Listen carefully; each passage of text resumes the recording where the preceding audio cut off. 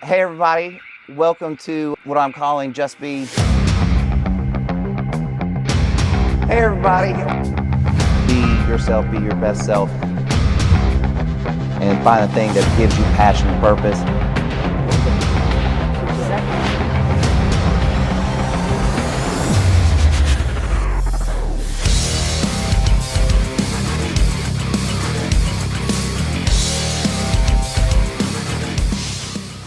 Hey everybody, this is my new friend Matt. Do you want to say your last name? Matt Noveskey. And he is the owner of Orb Studios. Matt, talk about all the things you do and what you do here. Yeah, I'm a musician, a record producer, co-studio owner here at Orb, going into our 10th year. And that's pretty much what I do. I make records, whether it's as a musician or a producer or coach or songwriter, and just kind of wear all those hats at different times. And sometimes manage as well, manage artists.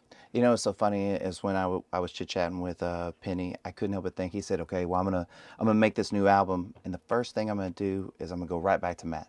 Like, he immediately looked for a coach, and when you said coach, I was like, that's so awesome, because I'm assuming, did you have somebody coach you when you were coming up and making music? Oh yeah, absolutely. I was really lucky in that. So I don't have any like formal training as far as being a bass player goes, right? I had two uncles who were both very, very good bass players, and one uncle that I was really close with that was a phenomenal bassist. And I also grew up in Michigan, so I was just kind of naturally like drawn to bass-driven music, Motown, James Jamerson, Larry Graham, bass players like that. So my uncle really is the one that got me interested in playing bass guitar. And then other than that, I was really lucky to have an older brother who's a phenomenal drummer. He's incredible. And then he was in a band with a guy that I really looked up to that was also a bass player. And he kind of took me under his wing because being like 11 years old and playing bass guitar, I was sort of on my own. You know, I was like listening to cassette tapes and trying to figure out how to play. And so I had him as a mentor. And then throughout the years, after kind of figuring a lot of things out for myself, I've been really lucky to have other mentors along the way. I would say our first record producer, like I didn't know what a producer did until we made our first album on a record label.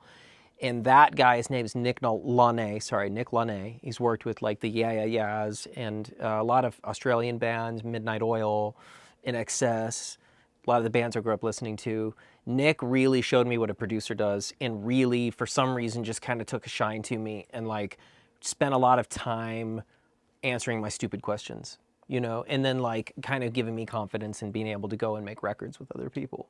So I've been really lucky. I never had to pay for lessons. But I think that's so cool that you're paying that back. You know what I mean, it's so important. Like, you know, it's so important to expose kids to art and music and things like that, and help them along and figure it out. You know what I mean? I don't know. It's just so cool.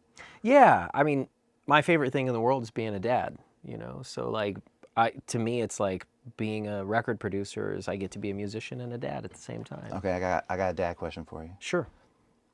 Are you a cool dad?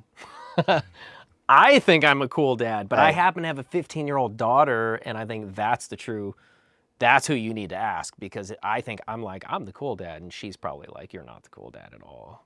Like, I just had this conversation with my best friend, and he has 3 kids, and like he's like, no, he goes, you don't understand, like I am the cool dad. I go, bro, you're not the cool dad. Right. You know what I mean? We all think we are. Yeah, but I mean, like, if you were my dad, I would like, I got a cool ass dad. Yeah, you know what I mean? But your kids just look at it totally different. My daughter's not old enough to not like me yet. She's still 3. Right. Yeah. Penny, his daughter's still young. You know what I mean? Yeah, and it gets to a point though where it's kind of cool, right? Because like my youngest is at that age now where he's starting to figure it out. It's funny. I got home from tour, and he was like, "Dad, you have a lot of pictures on the internet." And it's really funny. And then he goes, "I have a couple pictures on the internet too." And he was like, "Did you post those pictures of me, or am I just on the internet?" And I was like, "I hate to burst your bubble, but I posted those pictures." Yeah. You know, so he's like getting to that point now where he's like, he gets it. You know, he's like, what my dad does is different than what all my friends' dads at school do. You know, so. But my daughter is at that age too, where it's awesome because she's actually supportive. You know, which I love that. Like I'll post something on Instagram And then like an hour later, I see that she posted, like Maybe, Dad's #1 on iTunes, and I'm like, oh, man, maybe you are a cool dad. yeah, maybe I am. I hope so. You could only hope that your kids would repost your stuff on social media. I mean, that's the ultimate compliment. Yeah, man. because they're only posting what they want to post. Yeah, you know what I mean? for sure. Yeah. If I could get her to let me post pictures of her, that would be great. But I have to do this whole thing. Approval. I have to get her approval, and then I have to get pictures of just my boys, and she'll step out for those pictures because she's like, don't put pictures of me on Instagram. I'm like, oh my gosh, okay, whatever. There's rules. There's red tape. Maybe you're not a cool dad. I don't know. Yeah, I'm going back I and forth. don't know. That one day I am, the next maybe on odd days I'm cool or something. Okay, I have one last dad question. So, as being someone else that is very heavily tattooed, are you the most heavily tattooed person at your kids' schools? Actually, I'm not. Really? I was for a little while, and Did somebody pass you up? somebody came in and took that away. Some and other guy in a band? I was so some happy. tattoo artist? He's actually not in a band. I think he's a firefighter, actually. But he like showed up, and I was like, oh, thank you, man. Thank you so much.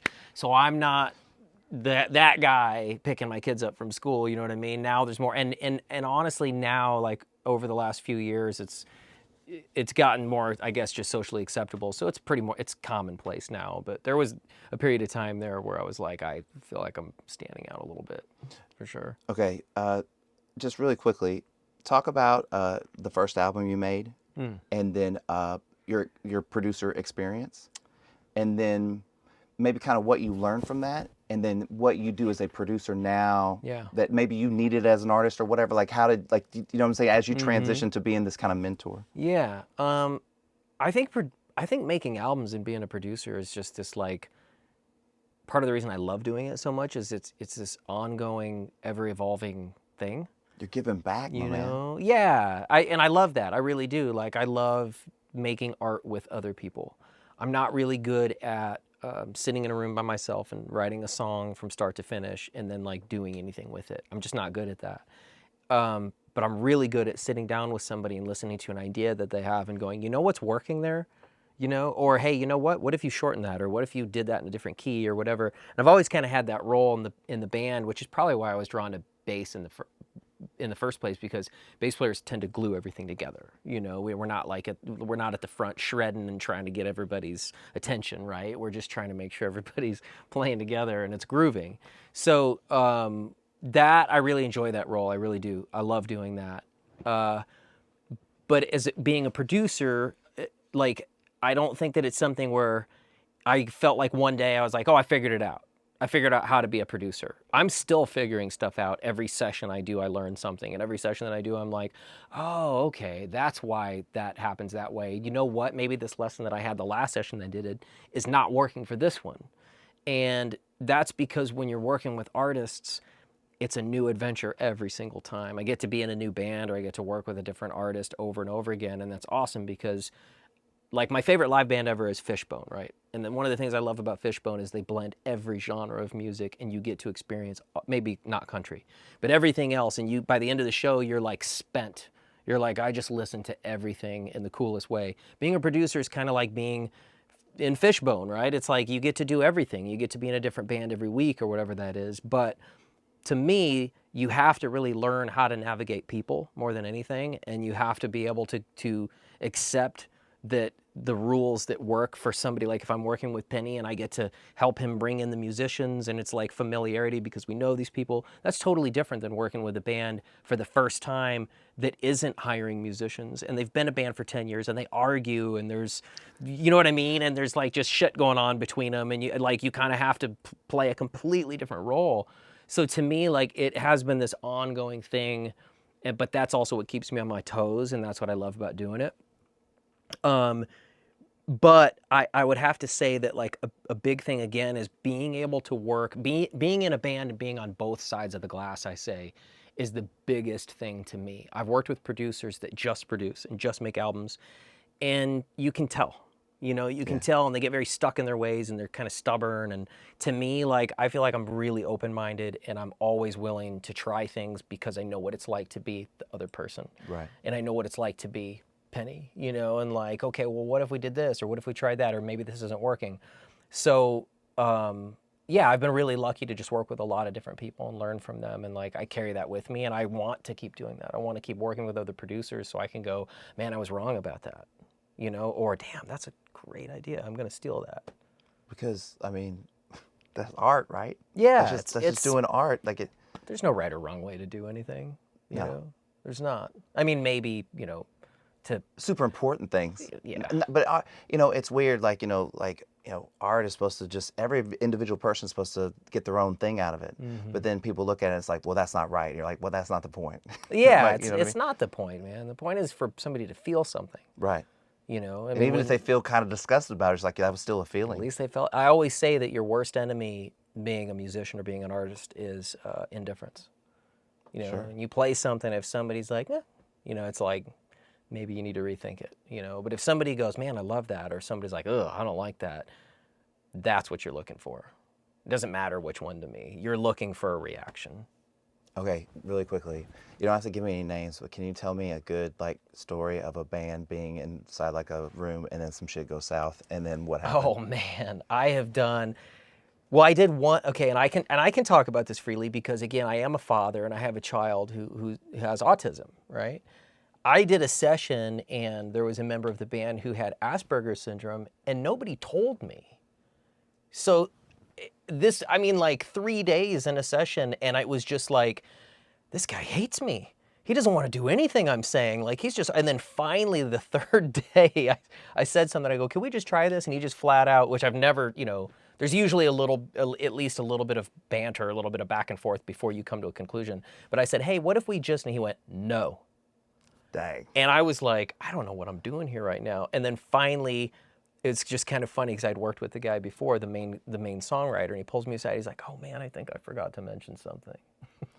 He has Asperger's. And I went, oh, okay. Well, I should probably approach this a little differently moving forward. And the rest of the session was absolutely golden. You know, but it was like, again, it was just this communication thing. Like I had no idea what I was up against. I just thought that this guy in the band just didn't like any of my ideas and was just shooting me down. And in fact, that was just, you just had to handle it delicately and you had to approach him much differently than I would another artist, you know? So, but man, I've had all kinds of experiences. I would say mostly really positive, really good experiences in the studio, but I've definitely had some where like, you have to call it a day and go, hey, everybody, go home. Yeah, exactly, man. Like, you got to forget everything that just happened. You got to come back tomorrow, and we're going to try this again, you know, and you guys are going to get along, you know. I've witnessed, like, almost fist fights in the studio. But it's, again, it's art, and if it's something that you love and you're that passionate about it, you fight for it. Right. You know, it happens. Okay, last question, and then I have a story. What has your whole experience of being in a band and being a producer and all this stuff, what has it taught you about people? Like you know, you spoke to communication and making good communication, and that's what makes that work. What is his whole thing of being an artist? What has it taught you about just getting along with people, interacting with people? What is it? What have you learned? Man, I've learned a lot. I think one of the things that I really like carry with me is it's really easy to get wrapped up in, especially when you're in a band and you're on the road and you get in the everyday routine of like, you know, because we're on a tour bus, right? And then we kind of have the same day over and over again in a different city, and you get kind of in a bubble when you're doing that, right? And I think it's really easy when you do that and you do that for a living to see other human beings, they become fans and not human beings. Right. Customers. Yeah. And I hate that. I don't like that at all. Like, of course it's a business, but at the same time, the minute that you start viewing people that way and they become fans, you lose that connection with them. Absolutely. And so I think the thing that I really learned is to never, ever forget that they're human beings too. I know that when I go to a concert and I know that some of the bands that I grew up listening to, I know what those songs meant to me. I can tell you the first time I ever heard Up the Beach by Jane's Addiction. I can tell you where I was, you know, and like exactly what was going on with me at that time. And that's how important music is to me. And I carry that with me so that when I meet somebody and they tell me their story or they say something as profound as like your music, like literally kept me alive, you know, or your music is the reason that, you know, I was able to get past losing a loved one or whatever that is, whatever the story is. Like, I don't ever forget that taking 20 to 30 seconds of time and talking to that person about what music, our music has meant to them, how important that is. Absolutely. You know, and because if I've been that person, I've been in that position, I still am in that position, so I know how important that is. I think a lot of artists tend to forget that, you know, and they get really wrapped up in all the other stuff, and all the other stuff at the end of the day doesn't matter. You know, what matters is that connection. Okay, let me tell you what your band has meant to me. Okay? Yeah. It's not going to be that deep. So we're about the same age. Yeah. Okay? So, and I went to school at Southwest Texas. Okay. That is now called Texas State. Yeah. Right? And when Blue October comes to play on the square in San Marcos, sold out. Yeah. Sold out every time. And every good-looking girl that goes to that school is at that concert. Oh, yeah. And we did not miss one of them. Not one. I love it. You know? Yeah. And it is good music. I'm being a little facetious, but like, you know, like that's the kind of crowd, y'all. It was like, I mean, it was like a big deal. You hear through school, like, oh, Blue October's coming. You know, it was like, wow, you know what I mean? It was always energy, and y'all brought energy, and you brought the girls, which was great. Yeah. Not to discredit how great y'all's music is, you know. But I mean, that was like, it was a big part of my college in that way. Like, I mean, we knew all our friends are going to go out. There's going to be parties afterwards. You know what I mean? Like, it was the event of the week. And that was so cool. You know what I mean? Yeah. Yeah, man. I mean, when I lived in San Marcos for a few years when I first moved down from Michigan to join the band. And believe me, man, as a 22-year-old single guy, like, I noticed that right away. I was like, I'm noticing that it's like 70-30 females to males. And I played in bands that were like very either progressive, and there aren't a lot of girls at Rush concerts. It's just the truth. And I played in a lot of stuff that was very hip hop driven, which was super cool. But I just wasn't used to that. So I was like, whoa, this is pretty amazing. But I noticed though at the time, like, I felt like and I'm generalizing here, but a lot of females were going to listen to the lyrics and listen to the message. And a lot of the dudes at the time were there because the girls were there, you know, or they're there to hear the music, you know, and there is a lot more going on lyrically and message-wise with this band than any other band I had ever been in, you know, so that was a whole new adventure for me. Well, I mean, maybe I've never thought of this before. Maybe y'all are like my Radiohead. You know what I mean? In the sense of like I remember listening to it and going like, wow, you know, it's good music, like you're drawn to it, but I don't understand why I like it. You know what I mean? Yeah. And maybe those people were there for the lyrics and they were feeling it that way, but your subconscious knows, like when you hear something that's good or like that, it's interesting. I don't know. Yeah, no, I completely get that. In fact, when I first joined the band had already put out an independent release. And I'll be honest, I didn't necessarily love the record when I heard it. I was like, oh, this is cool. Like it's very deep, you know, and I love lyrically what's going on. Musically, it was very different from what I was into and where I grew up and just like what I listened to, you know. But it also, there were some things about it that reminded me of some of the bands that I love, like Depeche Mode and The Cure and The Smiths and bands like that. So that it was touching on something, but it was just so different to me, you know. And it was like I wasn't necessarily, you know, heard it and went, oh my gosh, this is the most amazing thing I've ever heard. It wasn't until I saw the band. Yeah. And I came down, it was a free trip to me, you know, it was a free trip to Austin. I came down and I saw the band in concert, and it was that thing, it was that intangible thing when the band was on stage and Justin was doing his performance and then Ryan on violin, and I was just like, there's something happening here that's that whole thing about, it's like, you know, the first time I saw Rage Against the Machine, I saw them at like 11 in the morning on Lollapalooza, and nobody at the time really knew who they were. I don't even think the album was out yet. And I knew that band was going to be massive. I just knew they were going to be huge. You just feel it. You just know, you know. It was the same thing when I saw Blue October. I mean, it definitely took a long time to get there, you know, but I was like, man, there is something happening with this band that I'm going to regret it if I don't do it, you know. Man, hey, thank you so much. I appreciate it. Yeah, thank you.